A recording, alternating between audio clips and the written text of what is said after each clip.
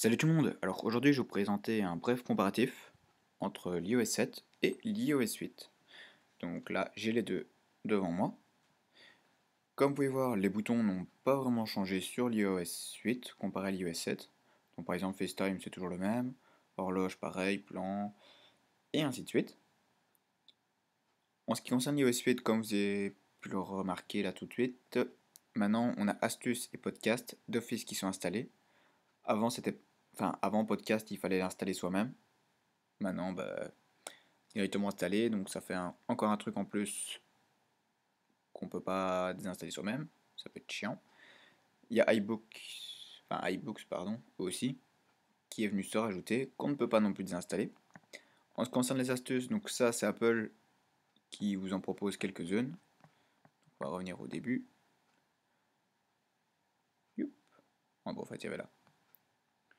Donc il vous présente quelques nouveautés de l'iOS 8. Voilà, par exemple avec Siri, on peut lui faire écouter les chansons. J'ai testé tantôt, c'est pas forcément top, à la limite, vaut mieux demander à Siri qu'il lance Shazam, ça ira bien plus vite. Donc là, vous avez quelques nouveautés. Alors, sinon, moi je trouve que Apple s'est pas vraiment foulé avec l'iOS 8, ce niveau apparence c'est le même. Quand vous allez dans les notifications, c'est toujours le même principe. Ce qui a vraiment été bien niveau design, c'est quand on est passé de l'iOS 6 à l'iOS 7. Là, il y a eu de grands changements. Enfin, les principes étaient toujours les mêmes, mais niveau apparence, ça a bien changé. En ce qui concerne l'application photo, là, il y a eu du chamboulement en ce qui concerne le classement. L'appareil photo, maintenant, il y a le, le minuteur. Voilà où je voulais en venir. Le minuteur est là. Il faut garder l'iPad maintenant. Donc, comme vous pouvez voir, désactivé 3 secondes ou 10 secondes. Et sur l'iPhone, il n'était pas disponible. Donc, moi, c'est pour ça que j'avais même installé un tweak pour pouvoir donc ajouter un minuteur. Donc, franchement, ça c'était vraiment nécessaire. Parce que même sur des pièces téléphones, ça l'est depuis longtemps. Enfin, il y est dessus. Enfin, c'est une option qui est présente, même sur les bas de gamme. Alors, sinon, en ce qui concerne le reste, il n'y a pas vraiment de grandes nouveautés. En ce qui concerne l'iOS 7, donc comme vous avez pu voir, moi j'ai jailbreaké mon iPhone. Donc déjà il y a 5 icônes dans le dock. Sur iPad, ça vous pouvez en mettre 5, ou voire 6 il me semble. Youp. Et hop. Voilà, donc on pouvait voir sur iPad, on peut en ajouter 6. Alors personnellement, si vous êtes sur un iPhone avec l'iOS 7 jailbreaké, je vous déconseille de passer à l'iOS 8, en tout cas pour l'instant, tant que l'iOS 8 ne sera pas jailbreaké. Et même quand il le sera, vous devrez aussi mieux un peu attendre, vu que les tweaks prennent du temps à être compatibles. Donc voilà, donc franchement, il n'y a pas de grandes nouveautés. Qu'est-ce que je pourrais vous montrer d'autre? Apparemment maintenant l'App Store a changé. Il y a juste Explorer en dessous. Tandis qu'avant c'était à proximité. Donc on va aller voir Explorer. On a le petit chargement. Allez, là, mettons faut autoriser. Donc voilà la nouveauté de l'App Store. Youp. Actualité.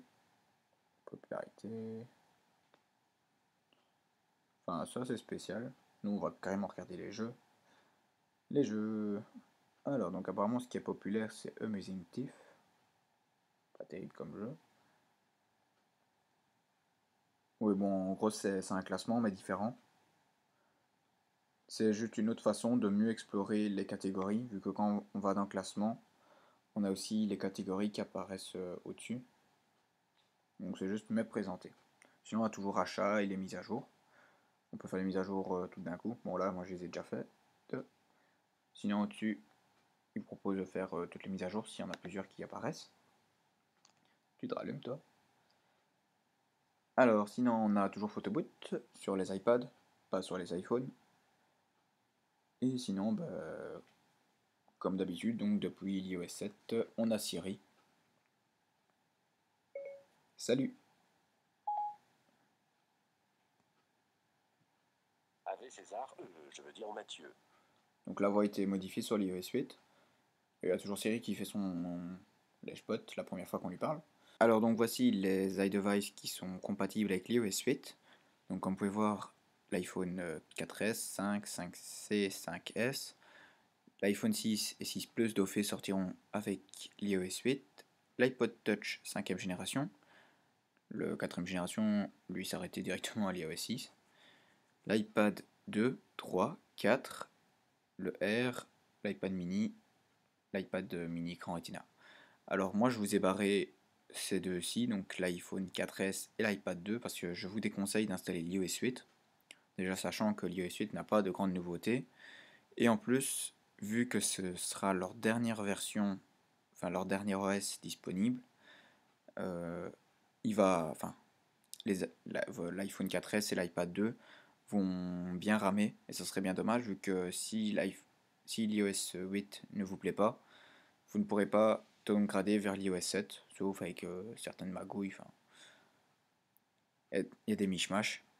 Donc personnellement, je vous le déconseille. Si c'est déjà fait, il faudra faire avec. Et donc sinon, pour tous les autres, à la limite, si vous n'avez pas d'iPhone, d'iPhone, iPod ou iPad jailbreaké, je vous conseille de le faire. Ce sera juste des nouveautés. Ou alors tout simplement ne pas le faire la mise à jour vers l'iOS 8, mais plutôt iOS 8.0.1. Donc quand il y aura déjà eu les premières améliorations de iOS 8, donc public, vu que ce qui est sorti avant c'était les previews, pour améliorer la stabilité. Et donc voilà, donc si vous avez des commentaires, vous pouvez laisser un peu plus bas. Et sinon, voilà. Et donc voilà.